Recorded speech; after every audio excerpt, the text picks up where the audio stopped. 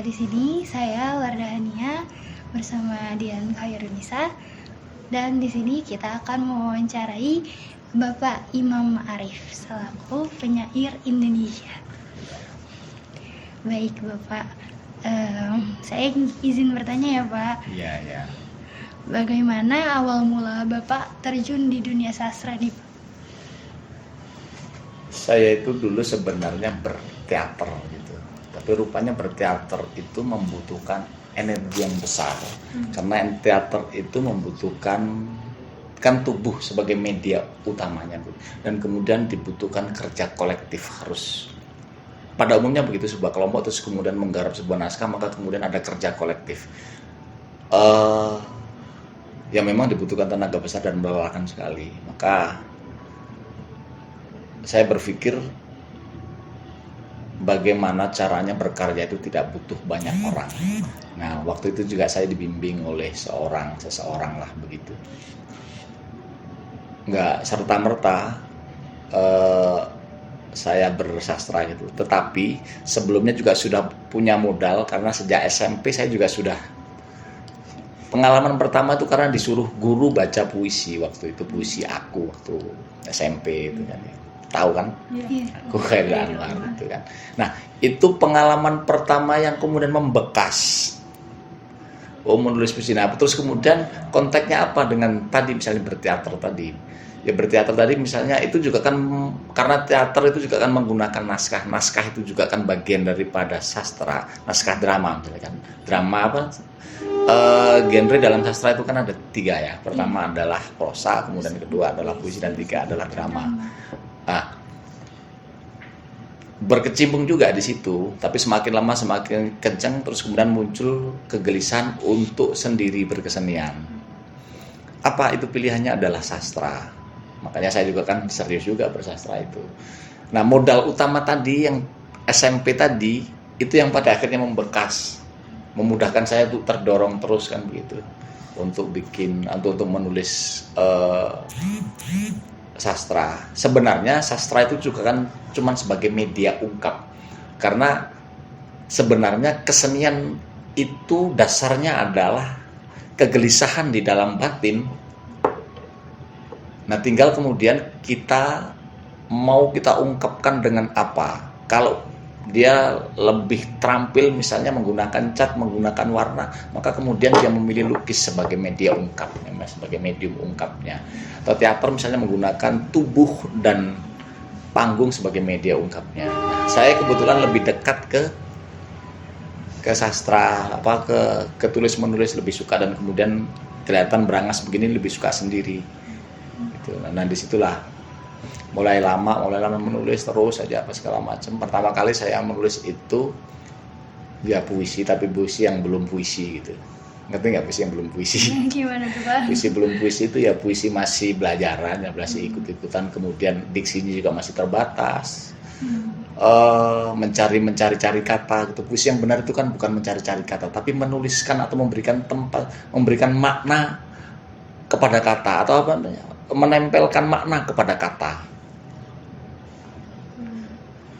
Kata tidak serta-merta hadir, tapi kata itu membutuhkan, atau makna itu membutuhkan kata untuk ruang ekspresinya, gitu. Jadi nggak berdiri sendiri sebenarnya makna itu, karena yang lebih penting adalah makna, baru kemudian ditempelkan ke kata. Sama tadi saya katakan bahwa kalau yang lain misalnya makna itu bisa ditempelkan atau bisa dikemas dalam lukisan atau dalam musik atau dalam medium yang lain, tapi dasarnya sama, kegelisahan di dalam hati tadi. Misalnya kita melihat seseorang miskin, kenapa orang itu miskin apa segala macam. Nah, disitulah kemudian kita ungkapkan mencari media yang tepat untuk mengungkapkan itu. Kebetulan kalau saya di sastra ya saya ungkapkan dengan tulisan misalnya gitu. Ya. Oke. Sebagai penyair nih Pak, biasanya Bapak terinspirasi dari apa nih dalam membuat puisi? Pertama itu ya membaca ya. Membaca itu ada 2 model. Pertama adalah membaca buku. Membaca buku itu Ya karya-karya orang lain itu kita baca, pengalaman orang lain itu kita baca. Kedua, model bacaan sosial, membaca alam. Bacaan sosial itu peristiwa sehari-hari. Itulah yang lebih penting. Seniman itu harus punya sense terhadap persoalan-persoalan sosial. Itu yang akan menjadi yang menjadi inspirasi. Makanya kalau di dalam Islam dulu itu kan, kalau Rasulullah kata Jibril, bacalah gitu. Dia nggak tahu apa yang dia baca, dia tidak bisa membaca. Nah, yang dimaksud malaikat Jibril itu adalah bacaan sosial tadi, bacaan lingkungan ya waktu itu kaum jahiliyah, itu yang dimaksud. Nah, seniman atau sastrawan itu juga harus mampu membaca sosial. Itulah dasar inspirasi utama. Tapi ada juga inspirasi yang bisa didapat dari buku. Kalau kita membaca buku itu kan berurut gitu ya, maksudnya berurut itu saling terkait. Misalnya kita membaca buku ini gitu, pasti nanti kan ada, ini penulis ini mereferensikan bahwa ini didapat dari ini. Akhirnya kita juga kan pengen tahu yang dibaca oleh penulis ini buku siapa sih, karangan siapa sih. Begitu juga nanti di sini, semakin berkembang, semakin banyak kita yang mau baca buku, gitu nggak? Kalau kalian hobi membaca, tapi seorang penulis itu harus membaca. Karena kenapa? Modal utama di dalam menulis itu adalah kosakata. Kalau dalam puisi adalah diksi. Makanya penyair itu memilih diksi yang tepat yang digunakan untuk menempelkan makna tadi, untuk menampung makna tadi. Misalnya aku membuat, katakanlah kata aku gitu, cocok nggak kata ini dalam satu frase ini atau dalam satu baris ini saya gunakan atau saya pakai diksi aku. Wah, kurang tepat nih, saya bisa menggunakan beta. Kenapa beta? Kaitannya misalnya dengan teman-teman dari timur misalnya begitu. Nah, begitu, itu pilihan namanya diksi. Terus kemudian mungkin kaitannya dengan bunyi misalnya kan begitu, rima. Itu bisa memilih. Nah, di situ puisi. Indahnya puisi di situ gitu. Terus gimana? Oke, berbicara tentang puisi nih Pak, setelah saya research di internet, Bapak baru saja bulan Oktober kemarin meluncurkan sebuah buku ya Pak, Iya, betul. puisi. Nah, saya penasaran kenapa Bapak tidak memberikan judul pada buku Kamu tersebut? udah tahu? Ya, jadi gini, ada kegelisahan kenapa saya tidak memberikan judul kepada puisi-puisi tersebut dan kepada buku. Memang yang namanya judul itu kan salah satu syarat barangkali setiap tulisan harus ada judul, karena judul itu sebagai pintu utama untuk membuka tema supaya lebih mudah kan. Nah gitu. Tapi rupanya setelah saya kaji, untuk puisi tidak harus. Kenapa tidak harus? Puisi itu kan makna, bukan makna yang sebenarnya. Puisi itu kan konotatif. Jadi kalau konotatif itu berarti kan memberi, karena bukan makna yang sebenarnya, maka kemudian dia harus memberi ruang imajinasi yang lebih besar, karena ini kan kesenian. Jadi setiap seni itu kalau bisa memberi ruang imajinasi yang lebih besar kepada apresiatornya. Kalau dalam sastra, dalam penulisan ini tentu saja pembacanya. Kalau kita sudah kasih judul, maka kemudian judul tersebut akan membatasi, seolah-olah pembaca nggak tahu, maka ditunjukkan ke titik koordinat yang dimaksud penulisnya. Yang disebut titik koordinat itu adalah tema yang dimaksud oleh penulisnya. Nah, karena ini bukan prosa yang denotatif itu, atau esai, atau sejenisnya, atau berita, apa segala macam, lebih baik nggak usah pakai judul, sehingga imajinasi kita bisa berkembang. Semakin berkembang imajinasi kita diantar oleh puisi tersebut, maka puisi tersebut menjadi gagal, menjadi lebih berhasil gitu. Nah, kesimpulan saya adalah bahwa judul itu rupanya menjadi penjara imajinasi gitu, menjadi kerangkeng imajinasi, ya. Gitu deh. Ya nanti sehingga nggak diberi judul agar pembacanya bisa lebih berimajinasi. Tadi saya katakan kan begitu. Kalau kita kasih judul itu kan pintu nih. Misalnya ada pintu begitu kan, masuk itu. Oh, ada meja, ada apa segala macam. Rupanya di dalam ruang ini targetnya adalah meja. Orang udah tahu. Tapi kalau nggak ada judul, apa ya di dalam itu ya? Untuk mengetahui itu harus dibaca semuanya.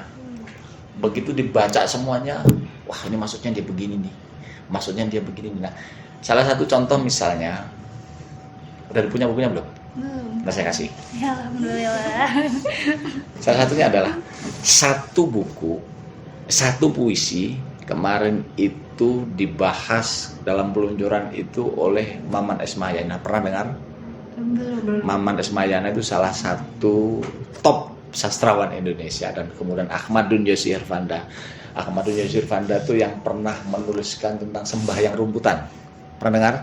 Enggak, belum tahu juga. Dia juga salah satu penulis religius yang hebat begitu. Dalam satu, orang-orang hebat itu misalnya begitu menafsirkan puisi saya, puisi yang sama itu satu bikin prolog, satu lagi bikin epilog. Itu bisa beda. Itu artinya sebenarnya puisinya berhasil. Gitu. Jadi sekali lagi saya katakan bahwa puisi itu ya bukan denotatif, tetapi konotatif. Puisi itu adalah karya sastra, itu pokoknya seni lah, bukan bahasa gitu. Ya begitu.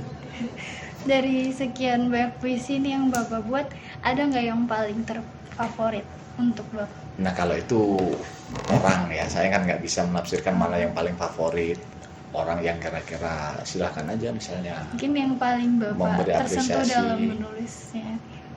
dalam menulisnya tersentuh gitu. Ada banyak. Kadang-kadang kalau kamu tuh nanti kalau sudah jadi penulis hebat, kadang-kadang kita masuk dalam imajinasi aja. Kadang-kadang kalau kita sedang nulis horor aja bisa takut sendiri. Karena kenapa? Tokoh yang kita ciptakan tiba-tiba hidup, seolah-olah dialog dengan kita gitu. Atau misalnya kita sedang nulis tentang cinta misalnya begitu, seolah-olah kita bagian daripada itu. Memang hampir semua penulis ini, yang penulis yang menggunakan tadi kan rasa sebagai media utamanya. Pikiran juga boleh sebagai menangkap peristiwa, terus kemudian konsepnya kan begini. Pertama adalah kan panca indera. Setelah panca indera terus kemudian masuk ke dalam pikiran. Panca indera itu nggak peristiwa kan, dicerna di sini. Atau misalnya masuk dulu ke dalam hati. Setelah dalam hati terus kemudian masuk ke dalam pikiran. Di pikiran inilah kemudian dibelah-belah. Oh ini sosial nih. Oh ini politik nih. Oh ini nih. Itu pikiran tuh kerjaan tuh. Kalau hati kan tidak kerjaan perasaan itu kan. Kerjanya adalah, aduh, kasian banget tuh orang. Empati apa segala macam. Nah, kemudian kita mau berangkat dari mana? Kita mau berangkat dari pikiran atau kita mau berangkat dari hati? Dua-duanya sama.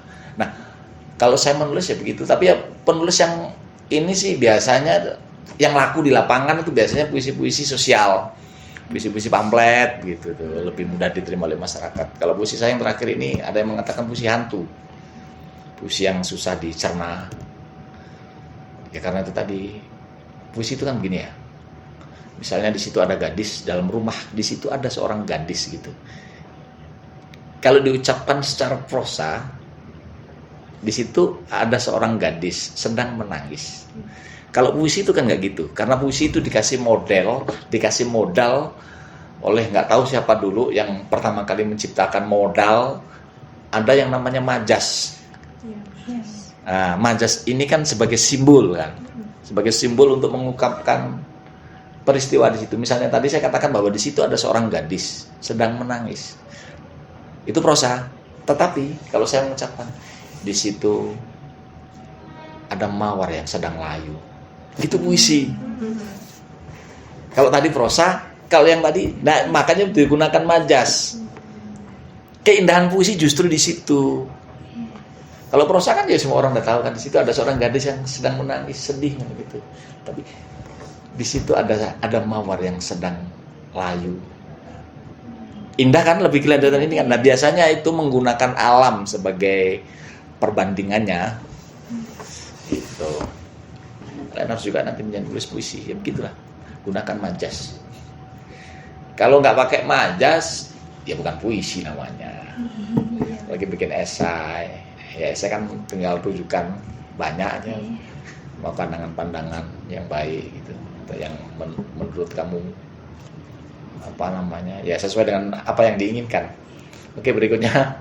Baik Pak, selanjutnya saya penasaran, Bapak kan sebagai seorang penyair, pasti tentu punya ini nggak, penyair favorit gitu? Pasti Jadi, semuanya. Saya itu hampir semua penyair di Indonesia itu menjadi penggemarnya Chairil Anwar. Itu pertama. Karena Chairil Anwar itu yang membuka atau yang membebaskan puisi atau yang membawa puisi modern ke Indonesia. Karena dulu yang namanya puisi itu kan terikat kan ya. Kalau zaman angkatan Pujangga lama misalnya di situ kan ada pantun, ada hikayat, kemudian ada 12 itu apa namanya? Gurindam 12, terus kemudian yang digunakan yang masih menggunakan bahasa Melayu, terus kemudian balai pustaka,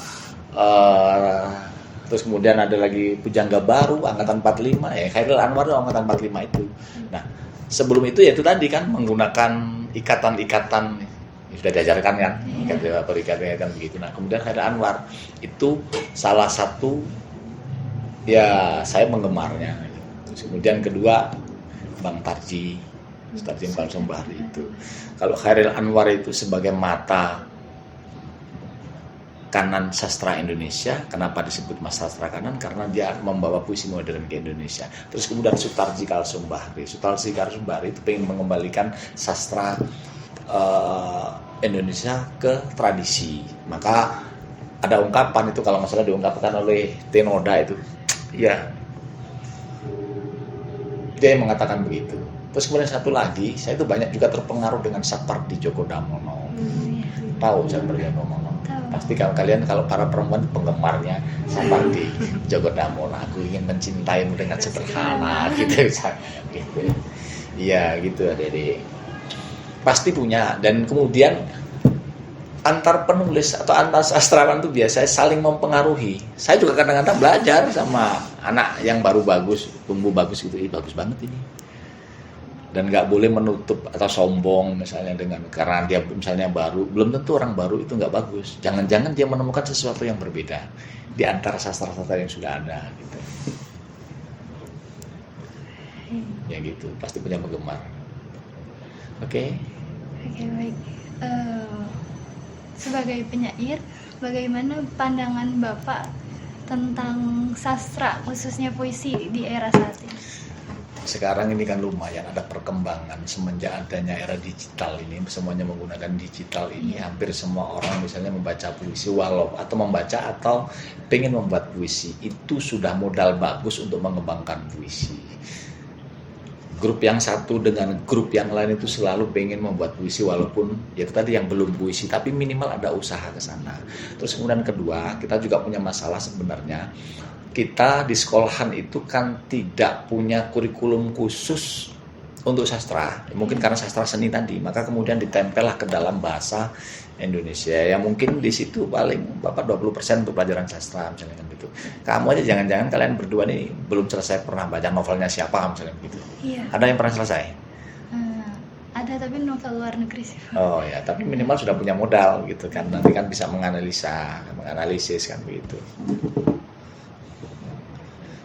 Nah, bagusnya misalnya ada pembinaan secara berkala, mulai dari remaja begini. Kalaupun misalnya nggak masuk sekolah, misalnya ada sanggar-sanggar yang melakukan pembinaan, supaya minimal para penulis itu bisa hidup dari hasil karyanya. Nah, sekarang ini kan para penyair kayak saya begini ya nggak bisa hidup dari karya gitu. Ya adalah 1-2. Kebetulan kalau saya ini kan ada juga banyak yang memanggil, tidak jualan karya, tetapi misalnya dipanggil misalnya sebagai pembicara, sebagai pembaca puisi, misalnya kayak gitu-gituan itu. Tapi ada terus, kita ada aja, walaupun nggak banyak, gitu kan. Maksudnya walaupun nggak banyak itu, walaupun misalnya skup honornya nggak banyak, tapi ada. Tapi bukan dari penulisan, bukan dari jual buku tadi maksud saya. Karena minat baca sastra kita itu rendah. Minat baca di Indonesia sekarang itu sudah mulai bagus. Hampir semua orang membaca sekarang melalui apa? Melalui HP. Walaupun yang dibaca itu pendek-pendek. Yang kurang itu adalah daya baca. Paham? Iya, Pak. Yang disebut daya baca itu adalah ketika tulisan itu panjang kemudian skip. Iya, betul. Betul? Betul, Pak. Ngerasakan begitu? Iya. Males juga? Iya. Justru sebenarnya ilmu itu adanya di situ yang panjang tadi kan. Biasanya kalau esai apa segala macam itu pikiran yang sudah terencana. Beda dengan yang cuman ya TikTok joget-joget apa segala macam. Ya itu bacaan juga sebenarnya, tapi bacaan TikTok yang pendek-pendek joget-joget tadi itu. Ayo, gimana lagi? Pesan Bapak nih untuk calon sastrawan muda di Indonesia bagaimana, Pak? Emang ada yang pengen jadi sastrawan? Saya udah nyesel ini. Boleh diceritain. Jadi ya dibutuhkan totalitas, nggak bisa kalau nggak total gitu ya. Bisa juga kalau misalnya sekedar, ada banyak yang memang karena nggak tahan. Kenapa tidak tahan? Karena di dalam sastra itu tidak menjanjikan finansial. Pak Sam itu kalau nggak ngajar, saya nggak yakin bisa hidup dari sastra. Kalau Pak Sam ini kan suami istri dosen dua-duanya situ, jadi bisa hidup. Saya ini satu punya kelebihan, karena saya membaca puisi itu bagus. Saya itu kan beberapa kali juara nasional, pernah diundang presiden juga baca puisi di situ, pernah dibaca apa sekali. Ya lumayan lah, orang manggil saya itu ada yang ngasih 200.000 ada, 100.000 ada, yang 20 juta juga ada, 10 juta, 15 juta juga ada gitu. Jadi ya namanya subsidi silang. Nah, saya punya kelebihan membaca puisi yang baik. Ya itu tadi, saya nggak nyombong bahwa beberapa kali juara nasional gitu kan. Nah, ya itu aja sebenarnya, makanya sering juga diundang sana sini untuk membaca, bisa menulis. Ya buku sih ya itu tadi nggak laku. Belum mungkin ya, kan baru kemarin loh. Ya mungkin kalau saya sudah meninggal barangkali sudah mulai dibaca orang. Nanti kalian misalnya skripsi pakai buku saya, atau siapa lagi pakai buku saya apa segala macam. Mungkin kan nanti dicari tuh. Kalau dicari tapi saya sudah nggak ada. Ya gitu. Kayak Chairil Anwar itu, kayak karya Chairil Anwar itu kan nggak sampai 100 kan di situ. Tapi sampai sekarang menjadi rujukan oleh semua orang. Saya pikir semua sastrawan di Indonesia selalu beli bukunya Chairil Anwar, tetapi Chairil Anwar kan sudah nggak menikmati, kecuali menikmati amal jariahnya. Kan salah satu yang ditinggalkan, yang masih menambah pahala itu kan ilmu yang bermanfaat. Nah, Chairil Anwar meninggalkan itu. Gitu. Ya, kalian mudah-mudahan bisa mau menulis puisi, setidaknya menulis puisi lah. Kalau menjadi sastrawan ya itu ya, jangan menjadi cita-cita. Tapi minimal menghasilkan sesuatu. Atau ada juga misalnya teman-teman itu yang memang bisa hidup dari tulisan. Saya mungkin karena pikiran saya kolot orang tua begitu ya, kadang mengubah dari manual ke digital ini juga karena agak rumit. Nah, ada juga yang sekarang itu udah miliarder misalnya nulis di digital. Saya belum mampu. Saya nggak tahu, karena dunia masa depan itu kan di tangan kalian, dan dunia itu kan ada di sini sekarang. Ini bisa dimanfaatkan sebagai alat literasi yang baik, itu bisa membuat makan. Indonesia itu siapa sih yang lumayan itu? Asma Nadia misalnya gitu, dan kakaknya itu. Terus kemudian yang laku misalnya kayak Laskar Pelangi, dan ada nggak banyak lah misalnya. Terus kemudian yang kemarin yang terakhir muncul di TV kan misalnya ada Dilan apa segala macam itu kan novel tahun 90 kalau nggak salah, itu kan kemudian diribukan. Nanti kamu cari itu, saya bener apa tidak saya, tapi kayaknya itu gitu. Nah bisa, tapi kan tidak semua punya nasib baik. Di antara 1000% itu ya mungkin 2% yang beruntung dari tulisan itu.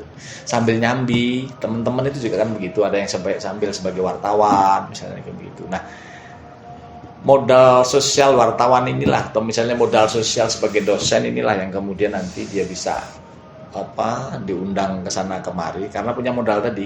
Modal sosialnya di situ. Saya juga kan bersastra ini kan otodidak kan, ya nggak dari kampus misalnya, dari kalian begitu. Tapi ya memang ya, karena ini kesenian ya, dari kampus juga lebih baik. Karena kenapa? Mungkin dididik secara terstruktur begitu. Kalau otodidak itu memang harus ada kemauan yang tinggi untuk membaca, untuk menulis. Ya intinya pokoknya untuk menjadi penulis itu harus membaca. Kalau sudah membaca harus menulis. Gitu. Itu memang satu perpaduan. Asal jadi kutu buku aja, kutu buku. Nanti kalau keluar cowoknya nggak mau, karena kutu buku. Orang cantik-cantik ini melotot kacamata, buku aja dilihat. Tapi jangan khawatir, ada jodohnya masing-masing. Iya. Baik, sebagai seorang penyair, apa arti puisi untuk Bapak sendiri? Untuk saya, menurut kamu definisi puisi itu apa? Puisi itu Ada banyak definisi para ahli itu masing-masing mendefinisikan puisi ya. iya. Kalau saya, puisi itu adalah sebagai sarana ekspresi yang ada di dalam hati saya. Itu. Ya itu, jadi masing-masing orang tapi puisi bagi saya adalah sarana ekspresi melalui kata-kata. Ya, karena puisi itu kan kata-kata. Iya, benar. Intinya ya sarana ekspresi aja. Dan kalau sudah dituangkan, itu luar biasa nikmatnya. Ada juga yang mengatakan bahwa puisi itu adalah kata-kata yang indah dari bentuk yang indah. Dan begitu kan. Ya memang puisi itu harus indah. Dibentuk juga indah. Nah, di dalam di dalam tulisan itu kan ada yang namanya tipografi, dan itu kan dibentuk ya.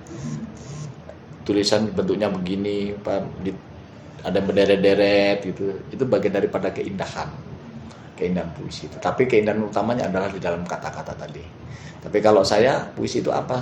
Puisi adalah sarana ekspresi buat kehidupan. Baik Pak, pertanyaan selanjutnya, Bapak kan tentu pengalamannya sudah banyak nih Pak. Nah, boleh tidak Pak membagikan tips untuk penulis pemula, khususnya yang buat puisi, itu bagaimana supaya kita tuh tetap menulis puisi dan tetap konsisten gitu Pak?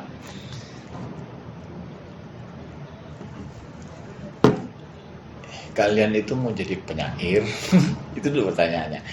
Menulis itu kan ada yang memang punya tendensi pengen menjadi penyair, atau tulisan itu, atau misalnya puisi itu sebagai sarana ekspresi tadi.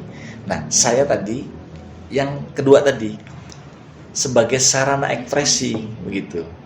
Nah, kalau pengen jadi penyair ya memang harus totalitas sebenarnya di situ. Ya total, seluruh hidupnya adalah ya begitu. Memang yang namanya penyair ya memang harus menghasilkan puisi yang begitu. Ada tuntutan di situ. Tetapi kalau saya sebenarnya bagian yang kedua tadi, menyalurkan ekspresi dan menggunakan medium kata sebagai alat ungkap gitu, sebagai media ungkap. Jadi sebenarnya kalau saya dibilang totalitas banget juga enggak, karena saya enggak nyari makan total dari sini. Nah, bagi pemula yang menginginkan menjadi penyair, yaitu tadi, ya pertama adalah ya kalau mau total ya, totalitas gitu, dengan resiko miskin, karena penyair itu rata-rata miskin. Saya mengambil kesimpulan bahwa saya akan menulis itu, saya udah tahu resikonya. Termasuk orang tua saya juga menentang dulu, mau jadi penyair segala macam, makan dari mana segala macam. Tapi saya percaya kepada Allah bahwa ya nanti ada yang ngasih makan gitu, ada dampaknya gitu. Walaupun saya juga kan nggak totalitas amat, misalnya kayak orang ada yang total, misalnya kayak Khairil Anwar tuh totalitas, mau ngapa-ngapain pikirannya udah kemana-mana gitu. Saya juga begitu, tapi nggak setal mereka, misalnya kemana-mana tuh pikiran, diksi aja ini apa ya, ditulis dari mana ya, kayak gitu-gituan itu. Nah, kalau bagi pemula yang menginginkan jadi penyair, ya pertama memang harus itu totalitas tadi. Kemudian kedua adalah membaca, baik bacaan kecil yang tadi membaca buku tadi, dan kemudian bacaan besar, bacaan sosial gitu. Dan harus tahan terhadap godaan. Yang membuat orang itu serius itu karena konsentrasi kan. Tapi kalau kemudian digoda dengan persoalan-persoalan yang lain, nggak akan terkonsentrasi di sini. Nah, itu yang akan kemudian akan menjadi renggang. Gitu. Tapi ya mudah-mudahan kalian juga kan harus berani, karena memang harus ada orang yang menjaga sastra itu dari generasi sekarang, dari generasi digital ini, dengan cara-cara digital juga gitu. Harus ada juga yang begitu. Dengan risiko tadi, ya kalau buat hidup cukup gitu. Apalagi kalau perempuan nanti ada suami, mengalahkan suami. Sebenarnya perempuan itu lebih punya potensi untuk menulis. Katakanlah misalnya suami bilang, kalian di rumah aja lah, biar papa atau biar suami yang nyari uang gitu kan. Sambil ngomong misalnya punya anak, nulis. Ada teman-teman sebagian itu begitu, aku nggak boleh kerja sama laki gua, udah di rumah aja nulis tuh, anak yang tidur dia nulis, dan lebih banyak gitu, lebih produktif gitu kan gitu. Ya awalnya kayak Asmana dia apa segala macam itu kan, ya begitu juga awalnya kan. Akhirnya di rumah jadi akhirnya nulis tuh, lebih produktif pada akhirnya.